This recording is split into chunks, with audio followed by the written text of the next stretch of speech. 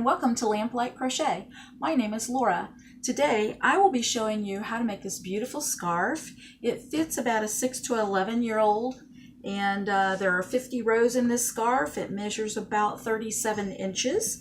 This will be part one of 2 videos, and in this first video I will be showing you how to make the scarf. I call this the color block scarf, and in video number 2 I will be showing you how to make the ear warmer.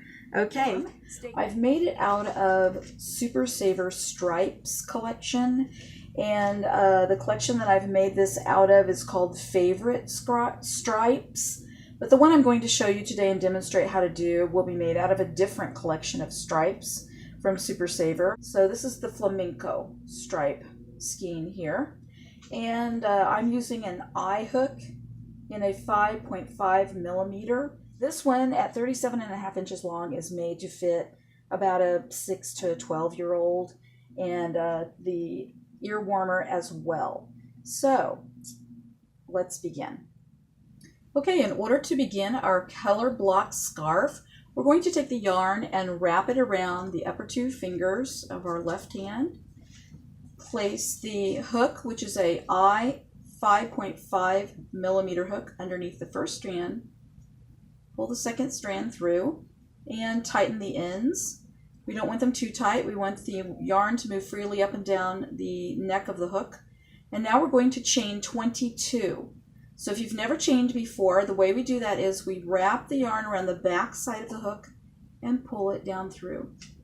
Again, wrap it around, pull it through. That's 2 chains. 3, 4. Now continue chaining until you reach 22. And I'll meet you back up at 22. Okay, we now have 22 chains made, and this scarf is made from the double crochet stitch. So we're going to do a double crochet in the 4th chain from the hook. The way we determine what the 4th chain is, we do not count the one on the hook, but instead we start counting from the one that the yarn is coming through. So we count back 1, 2, 3, 4. Now the way to make a double crochet is we wrap the yarn around, we place it in underneath the top piece of yarn, wrap again, pull it through. Now we have 3 pieces of yarn on our hook. Wrap again, pull through 2, wrap again, pull through 2. So that is the very first double crochet. Now as you can see, the next stitch is what we go down into here. It's not the portion that's been raised up by the last stitch. So we wrap again, we go into the next chain, wrap again, pull through. We have 3 pieces on our hook, wrap around, go through 2, wrap around, go through 2 more. Now we will continue this stitch until we reach the end of the chain, and you should have 19 double crochet along your chain. So continue to do this stitch, and I'll meet you back at the very end with 19 double crochet. So once you reach the end, we're at 19 stitches across. We're going to chain up 3, 1, 2, 3 in order to set ourselves up for a double crochet stitch on the next row. We're going to turn our work from right to left. And it really doesn't matter which way you turn your work at the end of the row, except for make sure that you turn it the same way every single time. And in this project, it does not matter. In some, it does. Okay, so now we're going to continue with 19 double crochets across this row, and we're going to wrap the yarn around our hook, and we're going to go down into the second stitch right here. So it's not the one that the chain 3 is coming up out of, but it's the next one here. So we're going to go down in there and make a double crochet. Let's do that again. Wrap the yarn around the hook, go down into the next stitch, wrap around, pull through, wrap around, pull through, wrap around, pull through. We're going to continue this stitch all the way across this row until we reach 19 stitches, and we'll repeat this process, and I'll meet you back up at the end of this row. Now we've reached the end of our second row, and at this point I have 18 double crochet across the row, not counting this chain 3 down here. And if you have a question about putting the 19th one in the top of the chain 3, that's exactly what we're going to do. If you did not do this, then your scarf would not be straight on the edge, and this is where a lot of people fail to keep their edge straight. They need to place one last double crochet down into the chain 3 of the previous row. So if you need to turn it on top to see it, that's what we're going to do. So we wrap the yarn around the hook and we look down and see the top of the chain 3 there, and we place the hook in there and pull that through and make a normal double crochet. Now we chain 3, 1, 2, 3. Turn our work from right to left. Okay, we continue this next third row as we did the second one. We're going to wrap the yarn around the hook and do a double crochet down in the next stitch over, not the one that the chain 3 comes from, but the second one over, and double crochet in that one, the next one, and on across. And every single row should have 19 double crochet. The last one should always be in the top of the chain 3.